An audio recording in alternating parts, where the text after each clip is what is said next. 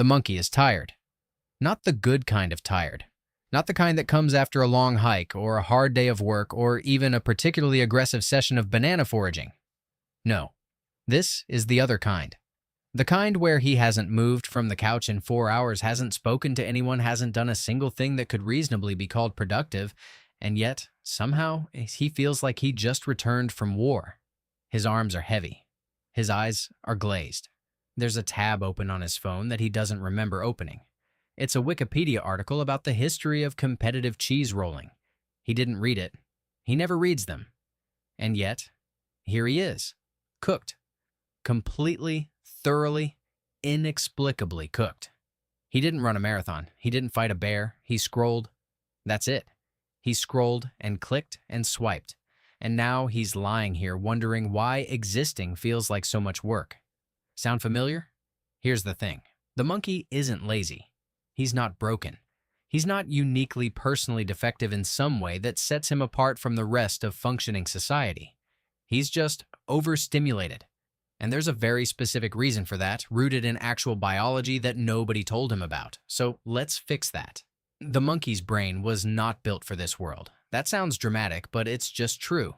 For most of history, most of the hundreds of thousands of years, his ancestors spent doing monkey things. The brain's reward system had one job. Notice something good, release a little dopamine, motivate the body to go get more of the good thing. Spot a banana tree, dopamine. Chase the banana, dopamine. Eat the banana, big dopamine. Rest. Repeat tomorrow. The whole cycle took hours. The brain had time to come down, recover, reset. It was a slow drip of reward spread across a long day of actual effort. Now, swipe. Dopamine. Like.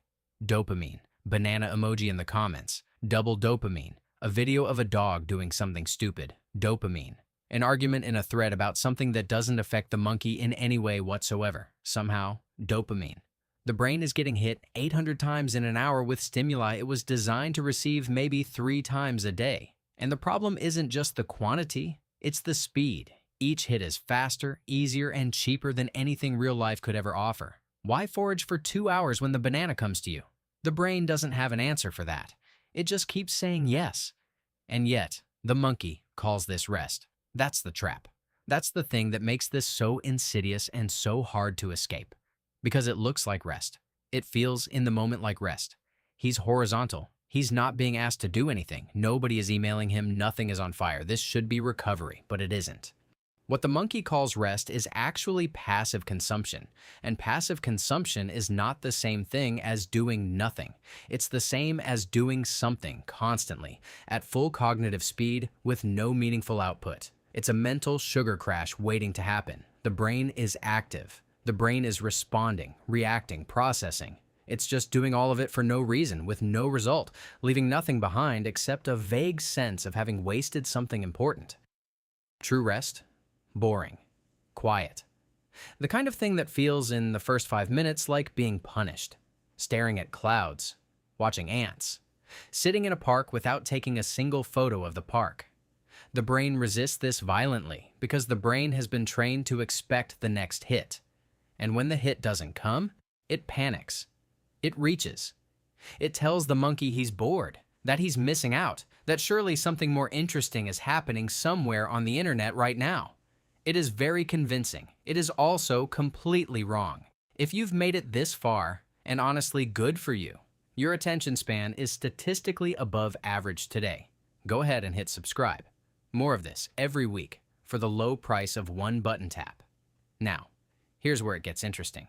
Inside the monkey's head, there is a thing called the default mode network. This sounds like a setting on a router, and in a way, it kind of is. The default mode network is what turns on when the brain finally gets silence. When there's no input to process, no stimulus to react to, no notification pulling at the edges of attention, the DMN activates. And when it's running, something remarkable happens. The brain reflects. It consolidates memories. It processes emotions that got shelved during the busy parts of the day. It generates ideas, makes connections, solves problems that conscious thinking couldn't crack. It is, in every meaningful sense, when the brain actually does its best work. Creativity lives here, clarity lives here. The insight that arrives in the shower, that's the DMN finally getting 5 minutes alone.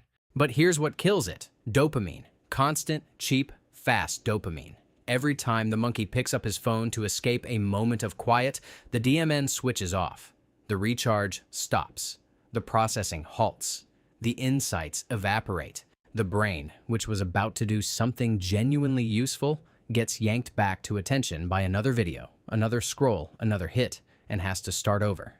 Which it never gets to do because the monkey never puts the phone down long enough. So, the DMN stays dark. And the monkey stays tired. Low battery brain, pretending to be fine. And yet, this is the part nobody talks about. It gets worse. Because the monkey isn't just overstimulated. He's building tolerance. This is the part that should genuinely concern him, and probably concerns you too if you're honest about it. The dopamine system adapts. It's efficient like that. The first time the monkey scrolled for an hour, it felt like a lot.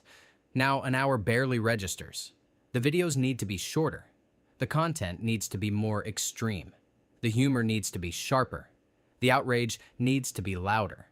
The baseline keeps shifting upward, which means real life, actual, textured, non-optimized real life, keeps feeling more and more flat by comparison. A conversation with a friend feels slow. A book feels impossible. Sitting outside feels like nothing is happening. And the monkey reaches for his phone not because he wants to, exactly, but because everything else has started to feel like static. That's not laziness. That's a system that's been recalibrated in the wrong direction, and the only way back is to deliberately, consciously, somewhat uncomfortably go the other way. So here's what the monkey does. Step 1. Rebrand boredom. If it feels boring, it's probably helping. That's not a joke. It's a diagnostic tool. The discomfort of not being stimulated is the DMN trying to turn on. Let it. Step 2.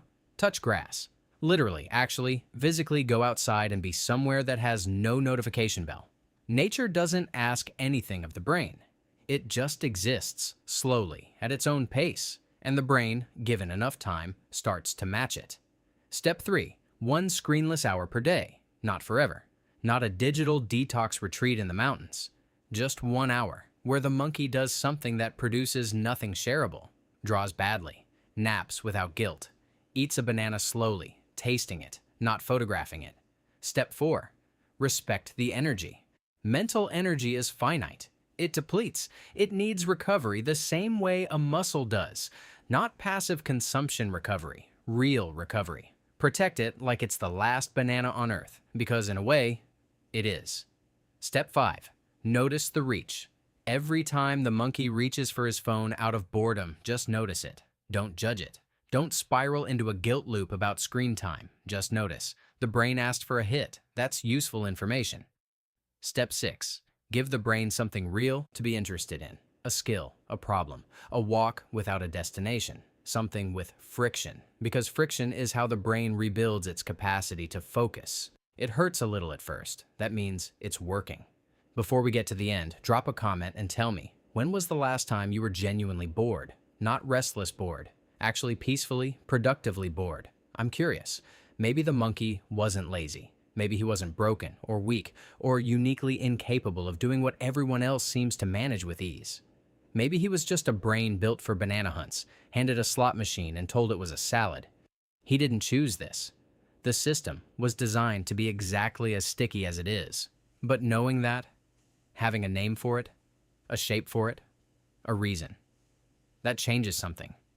Not everything. Not immediately. But something. The monkey puts the phone down. He sits in the quiet. It's uncomfortable for about 30 seconds. Then, very slowly, like a bar filling on an old loading screen, something starts to come back. The final image. The monkey in the afternoon light. 1 banana in hand. Eaten slowly. No photos taken. No captions written. Just a monkey. Resting. For real. For once. The monkey says thanks. And if this helped, toss him a subscribe. It keeps the bananas coming.